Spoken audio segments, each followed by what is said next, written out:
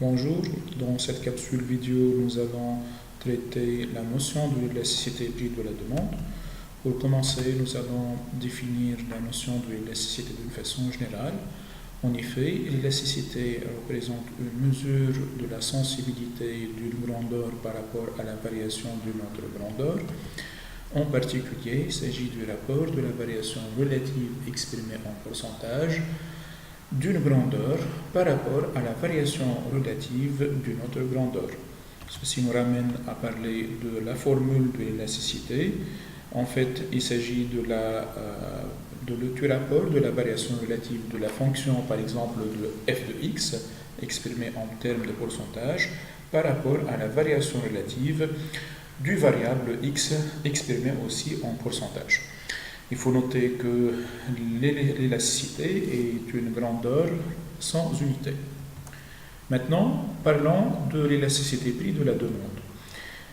L'élasticité prix de la demande n'est autre que la variation en pourcentage de la demande d'un bien due à une variation en pourcentage de son prix. Il s'agit du rapport de la variation relative de la demande exprimée en pourcentage par rapport à la variation relative du prix d'un bien donné exprimé aussi en pourcentage. Par exemple, ici au niveau de notre représentation graphique, on constate qu'il y a une baisse du prix de 1%.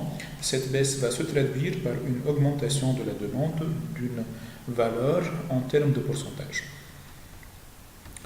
Maintenant, comment calculer l'élasticité prix? Nous pouvons calculer l'élasticité prix à partir des données chiffrées en faisant la variation relative de la demande divisée par la variation relative du prix. Par exemple, au niveau de cet exemple-là, on constate qu'il y a une augmentation du prix qui passe de 2 à 2,2, ce qui s'est traduit par une baisse de la quantité demandée qui passe de 10 à 8 unités monétaires. Ceci nous permet de calculer l'élasticité de la demande qui est égale à moins 2. Vous constatez que l'élasticité de la demande est dans ce cas inférieure à 0, et ce qui est le cas pour tous les biens, parce que généralement ici on parle de la loi de la demande qui stipule que toute augmentation du prix se traduit par une baisse de la demande. Donc pour ce qui est de l'interprétation, nous pouvons dire que la variation en pourcentage de la quantité demandée est 2 fois plus importante que la variation en pourcentage du prix.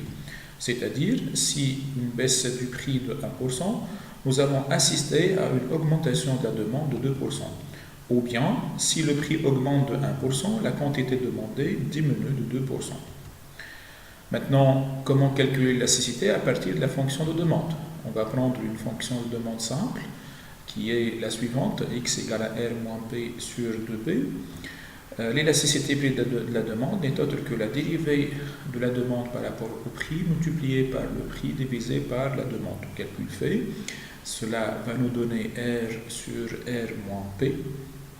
Bien, pour ce qui est maintenant de l'interprétation de l'élasticité, il faut savoir que l'élasticité de la demande est interprétée en valeur absolue. Par exemple, si on a l'élasticité qui est égale à 0, nous allons dire que la demande est parfaitement inélastique. Ceci suppose que la quantité demandée est totalement insensible à la variation du prix. Par contre, si la valeur absolue de l'élasticité prix est inférieure à 1, nous allons dire que la demande est inélastique. Et dans ce cas, la quantité demandée est relativement peu sensible à une variation de prix. Par contre, si la valeur absolue est égale à 1, alors on va dire que la demande est isoélastique et la quantité demandée varie dans la même proportion que le prix. Si maintenant l'élasticité est supérieure à 1, nous allons dire que la demande est élastique et que la quantité demandée est relativement sensible à une variation du prix. Par contre, si la demande est infiniment élastique, à ce moment-là, nous allons trouver que si la valeur absolue de l'élasticité tend vers 1, nous allons dire que la demande est infiniment élastique et que la quantité demandée est infiniment sensible à une variation du prix. Voilà, on vous remercie pour votre attention et à la prochaine séquence.